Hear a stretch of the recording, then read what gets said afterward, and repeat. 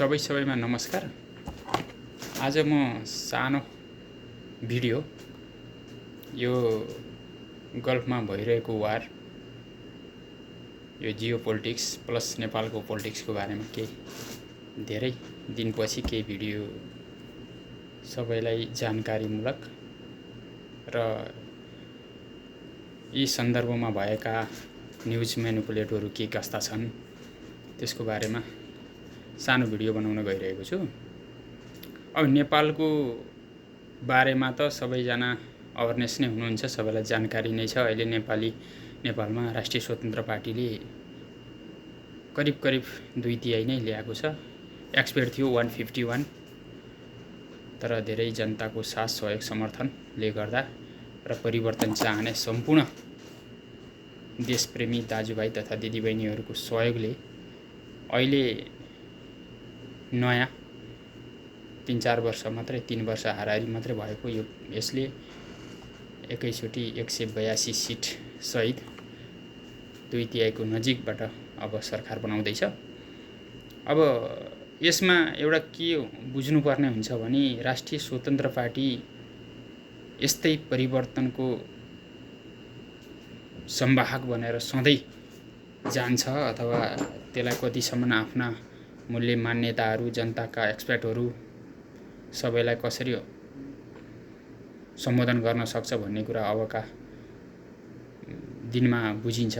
फेरि उस्तै भयो भने अनि पुरानै पार्टीहरू जस्तो अथवा त्योभन्दा पनि अब नयाँ आउने हाम्रा हर्क साम्पाङले खोलेको श्रम संस्कृति पार्टी अब नयाँमा गनिन्छ। त्यसले पनि 7-8 सिट सहित अब सरकारमा संसदमा जाँदैछ। अब फेरि जनताहरू त्यतापट्टि नि जान सक्ने हुन्छन्।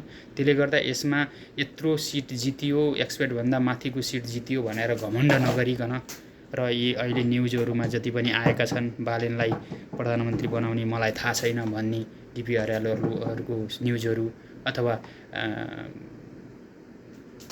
जस्तो अरूका पनि मिडियामा आएर बालेन नभए हुँदैन भन्ने, बालेन हुँदै होइन भन्ने, अथवा रवि लामिछाने चाहिँ अहिले सरकारमा जानुपर्थ्यो, गृहमन्त्री हुनुपर्छ भन्ने यस्ता कुराहरूमा चाहिँ भरम नछर्दा राम्रो। राष्ट्रिय स्वतन्त्र पार्टी, स्पेसली राष्ट्रिय स्वतन्त्र पार्टीका जति पनि पुरानाहरू हुनुहुन्छ, पुराना सदस्यहरू जुन पहिलादेखि सङ्घर्ष गर्दै रवि लामिछाने जेलमा पर्दा पनि पार्टीलाई त्यहाँसम्म ल्याउन अहम भूमिका खेल्नुहुने डिपी अर्याल, सोडी मग्लेहरू लगायत सुविता गौतमहरूको यिनीहरूको असाध्यै ठुलो भूमिका छ। त्यसले गर्दा उहाँहरूले बसेर गहन रूपमा छलफल गरेर अब जनताको एक्सपेक्ट अनुसार जनताले चाहिँ उहाँहरूलाई राम्रोसँग मजबुत बनाएर पठाउनु भएको छ। अब उहाँहरूले देशलाई र जनताको चाहनालाई कसरी सम्बोधन गर्नुहुन्छ भन्ने कुरो आगामी दिनमा थाहा भइ नै हाल्छ। यदि फेरि पनि त्यस्तो गर्न सक्नु भएन भने उहाँहरूको दिन पनि अहिले जसरी एमाले काङ्ग्रेसहरूले भोग्नु परेको छ त्यस्तै दिन नआउला भन्न सकिन्न। त्यो बुझिदिनु होला र जनताको चाहनालाई छिटोभन्दा छिटो जनताले अनुभूति गर्ने तरिकाले सरकार बनेदेखि नै एक 1% मात्रै सुधार गर्दै लगियो भने पनि धेरै राम्रो हुन्छ। एकैचोटि धेरै सुधारहरू गरिदिन्छौँ भनेर चाहिँ ठुला उहरू नगर्नु होला, किन भन्दा पुरानाले त्यो गरे भनेर जनता अजित भएका थिए र अहिले तपाईहरुलाई स्पष्ट बहुमत र नजिकको 2/3 दिएर पठाएका छन्।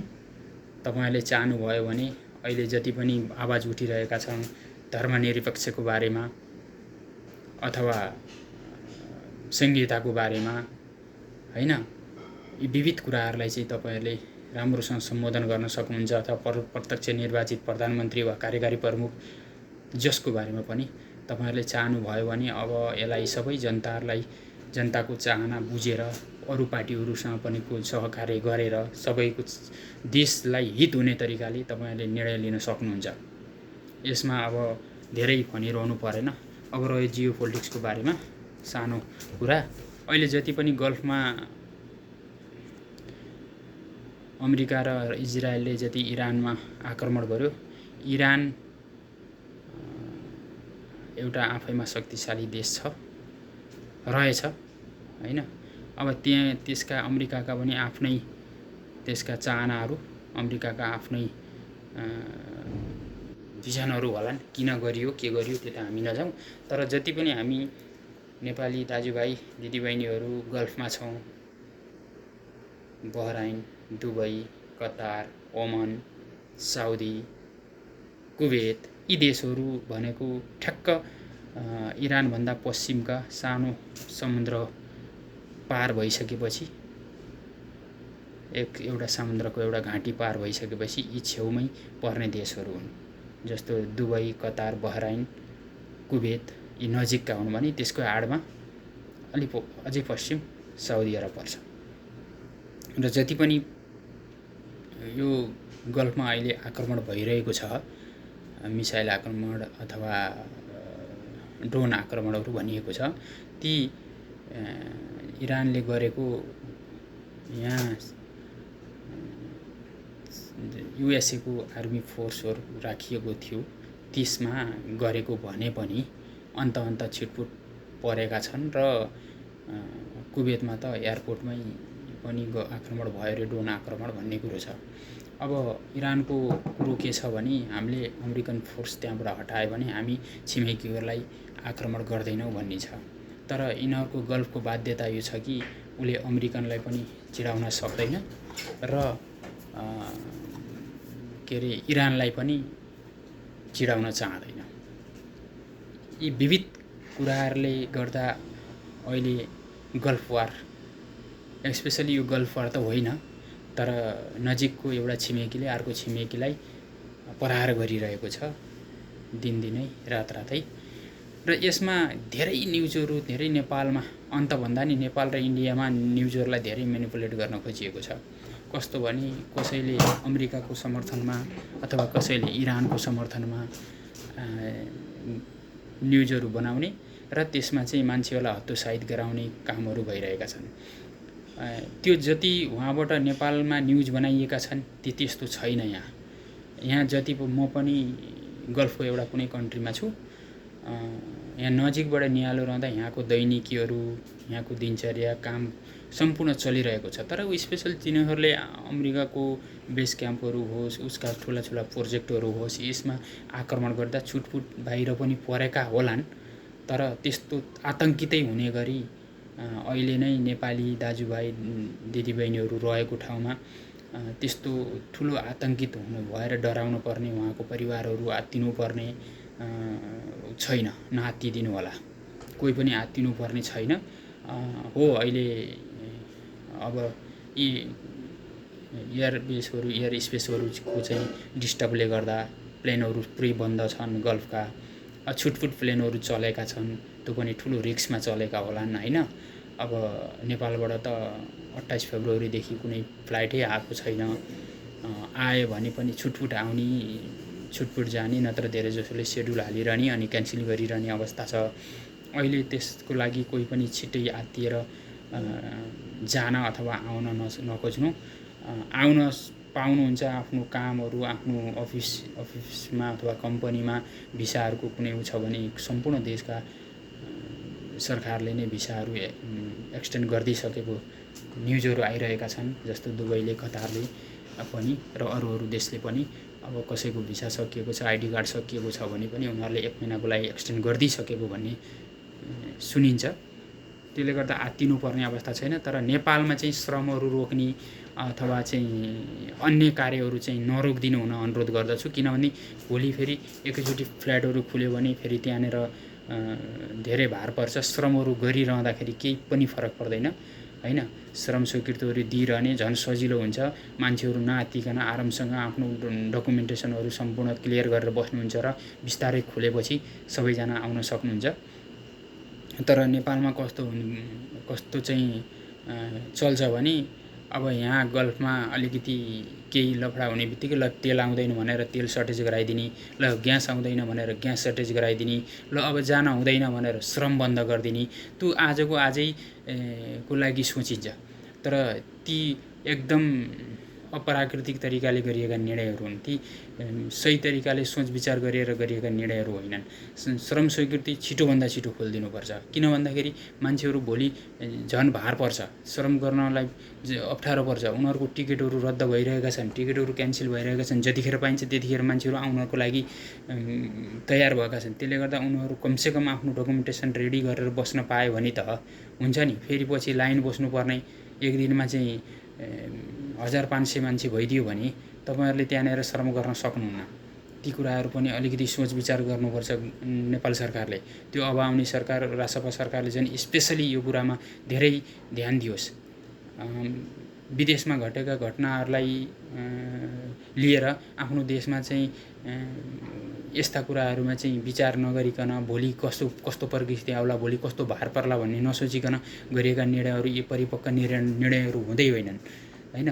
त्यहाँ मजाले गर्न सकिन्छ। त्यहाँका कामहरू, नेपालमा हुने कामहरू झन् छिटो गराइदिने, सजिलो गराइदिने, ल सबैजना आरामसँग बस्नुस् भइदिने, कोर्डिनेट गर्ने, परराष्ट्र मन्त्रालय कोर्डिनेट गर्ने, तपाईको एयरपोर्ट अथवा एयरलाइन्सहरूले कोर्डिनेट गरियो भने अझ त्यहाँका कामदारहरू अथवा आउन चाहनेहरूलाई पनि सजिलो हुन्छ। सरकार पनि पुरै भइसकेको सिस्टमहरू बन्द गरिदिने, न श्रम हुन्छ यतिखेर, न टिकट पाउँछ, न आउन पाएको छ।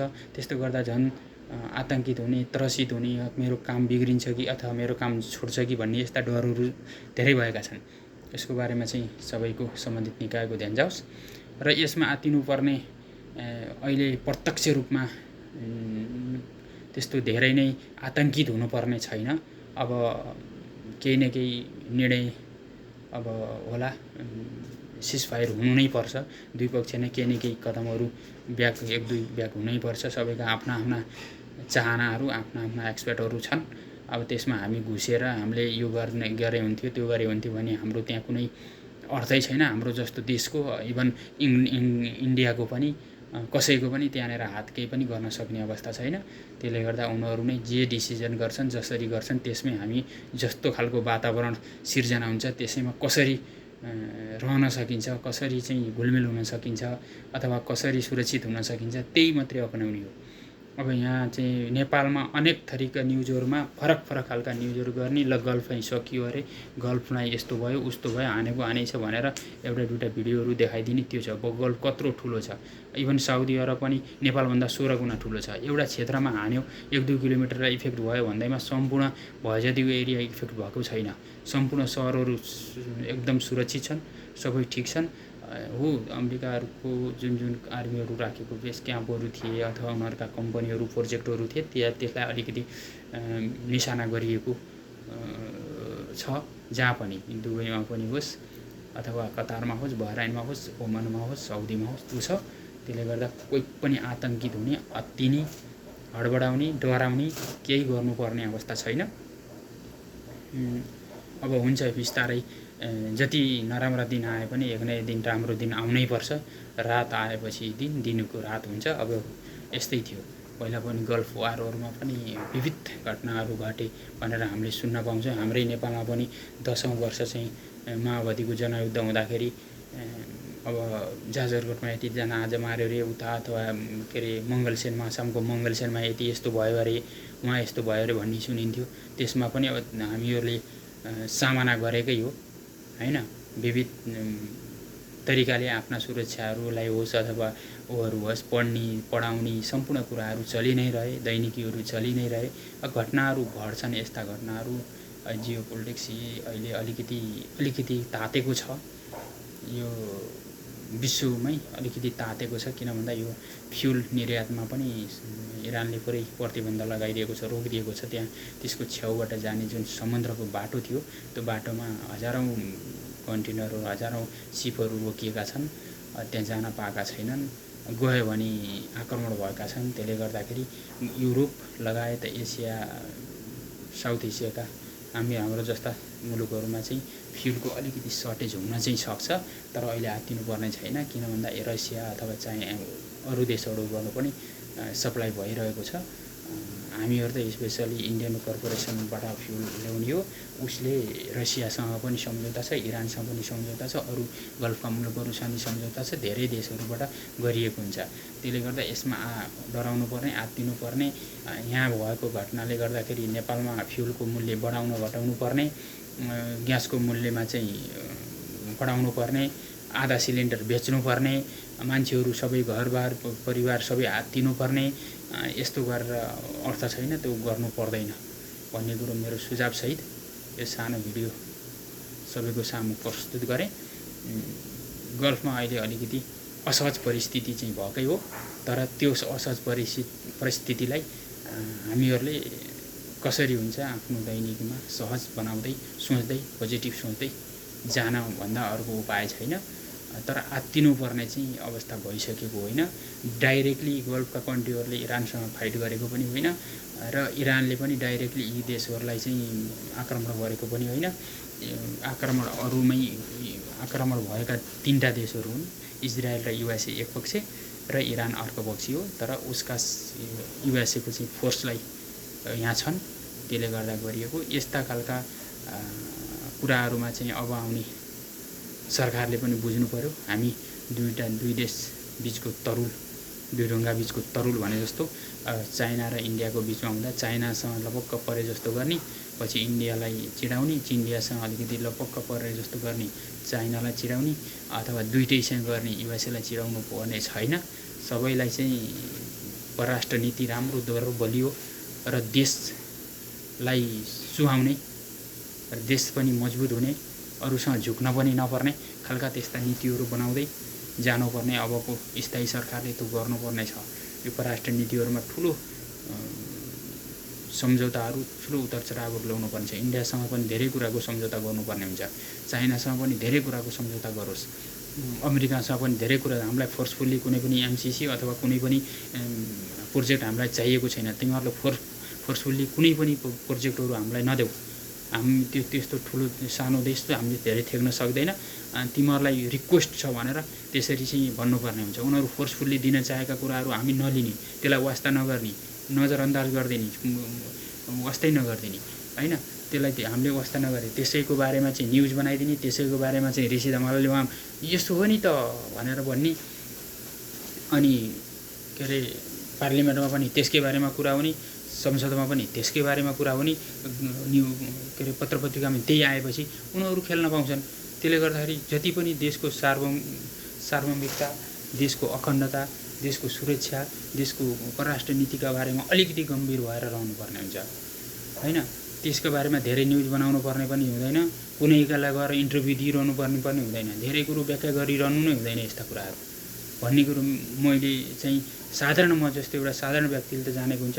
अब भएभरका पत्र पत्रिकामा त्यही कुरा राखिदिन्छन्, एमसिसी भयो भने यसो हुन्छ अरे, अथवा चाहिँ भएन भने यसो हुन्छ अरे। त्यस्ता कुराहरू गर्नुपर्ने नि छैन। हामीलाई यो के हो हामीलाई थाहा छैन, हामीलाई यो सम्बन्धीको प्रोजेक्ट हामीलाई चाहिएको छैन भनेर जाने हो होइन। यो राम्रो हो नराम्रो होतिर व्याख्या गर्ने होइन।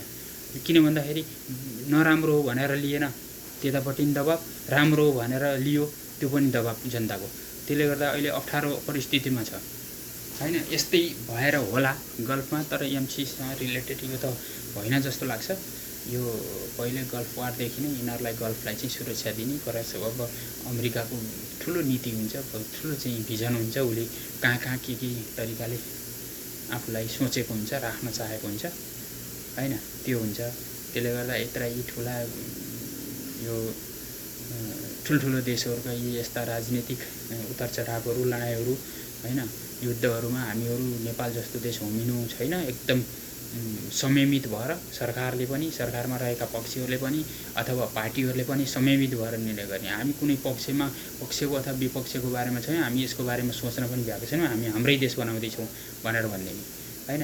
हामी त्यसरी युद्धको पक्षमा लाग्नुपर्ने पनि जरुरी छैन, विपक्षमा लाग्नुपर्ने पनि जरुरी छैन।